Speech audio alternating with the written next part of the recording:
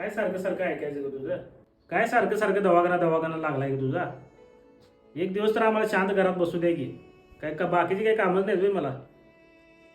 दवाखाना नुसता. अहो काय करायला मुलं आपली बघा लागल्यात. का ओरडालाय तुम्ही एवढ्या जोरात आईवर? अगं बघ की सारखं सारखं दवाखाना करते या. अहो आपण सुद्धा म्हातार होणार आहे की.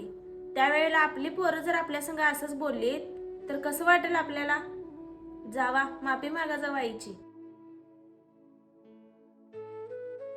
आई मगाशी चुकलो बाई, मी उगाच ओरडलो तुझ्यावर. मला काय राग यायला नाही गे. आईला कधी राग येतोय कुठल्या?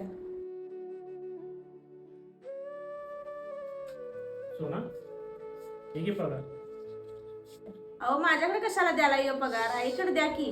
अगं आईला काय गरज आहे त्या पैशाची? पोरं आपली बघा लागल्यात, काय शिकणार ते आपल्याकडनं? आपण जे पेरणार तेच उगवणार ना. हे द्या पैसे आईकडं. आई ठीक आहे माझा या महिन्याचा पगार. मला कशाला बाबा? मला काय गरज आहे पैशाची? नको असू ते ठेव तुझ्याकडे. नको ने जा. ठेव तुझ्याकडे. अगं चल की जेवायला उशिरा. आईला बोलवलं काय? आई जेवली असेल की उशीर. पहिला आईला बोलवा जा.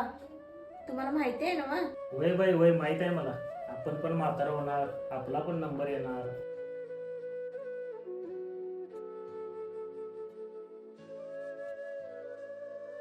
आई बाप जिवंत आहे तोवर त्यांना व्यवस्थित सांभाळा. नंतर कावळ्याला निवड ठेवून काय उपयोग?